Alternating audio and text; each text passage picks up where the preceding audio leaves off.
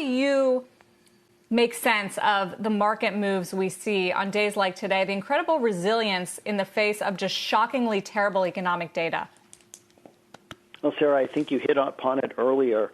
Markets, I always like to see these numbers print, and then I take I concentrate more on how markets react to those numbers to see what is in fact priced in.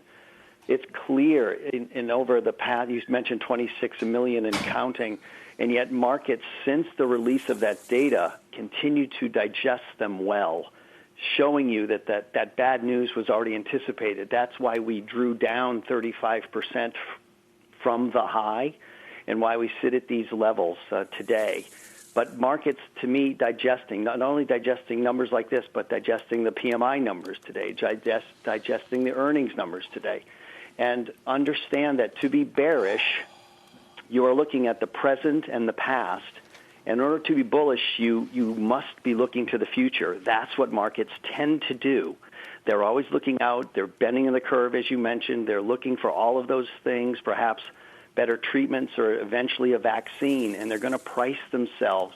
And so it can look a little odd in real time if you don't understand how markets work. But once you do, and you mentioned Tom Lee and others, that once you understand how they work, that you're seeing that the markets are pricing in a better future.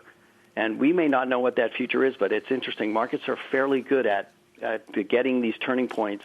And they don't look for bad or good. They look for better or worse, right? And that's what markets are good at doing. They're trying to find that inflection point.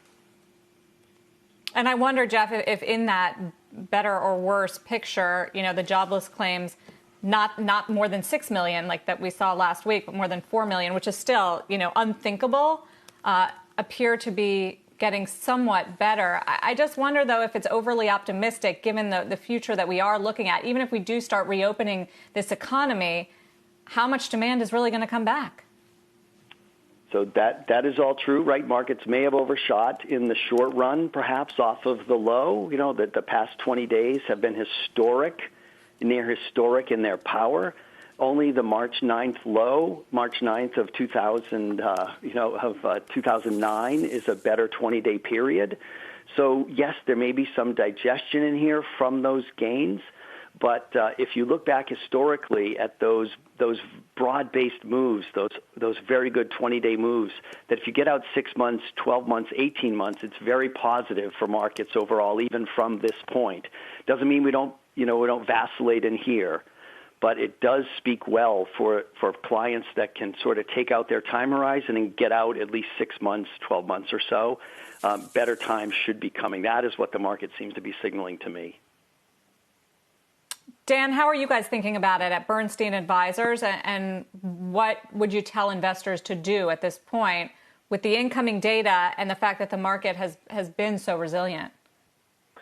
Yeah, thanks, Sarah. I think that from our perspective, the reason that the market is going up in the face of, this horrific data is that right now there's a general recognition, kind of what Jeff was alluding to, there's a general recognition that the economy globally is operating as close to zero as it feasibly can. Therefore, no matter how bad that number is, it's telling you what you already know. So at this point, I think the market cares less about the magnitude of the prints that you're getting and much more about indications on duration, which you're not getting from these numbers. So I think that that's in the absence of focusing on those numbers, because you can't take anything from the magnitude, what the incremental news has been positive in terms of, slowing cases. The model is pointing toward further slowing cases.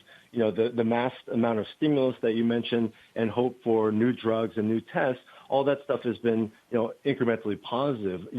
I'd like to key in on just one thing that Jeff mentioned, where we may differ a little bit on sort of the take of what he said, but, he said the market cares less about the absolutes of good or bad and much more directionally about better or worse. I completely agree with that view. Our view, though, right now is anything you're looking at and that's telling you the direction of where things are going, whether you're looking at the monthly indicators or the weekly indicators, everything is crashing to the downside. So in our view, focusing just on jobless claims is kind of doesn't make a lot of sense to me. But I look at everything, just look at the PMI numbers that came out today. Importantly, while jobless claims did bottom after or peak after, the bottom of the last market, ISM and PMIs actually bottomed before. those things are all still crashing down to the downside. And so I think that while things are getting worse, you still want to be a little bit more defensively positioned, especially with the rally that you've gotten, and look for, things to get a little bit better before you want to actually get more bullish. How would you define defensively positioned? What sort of sectors and stocks?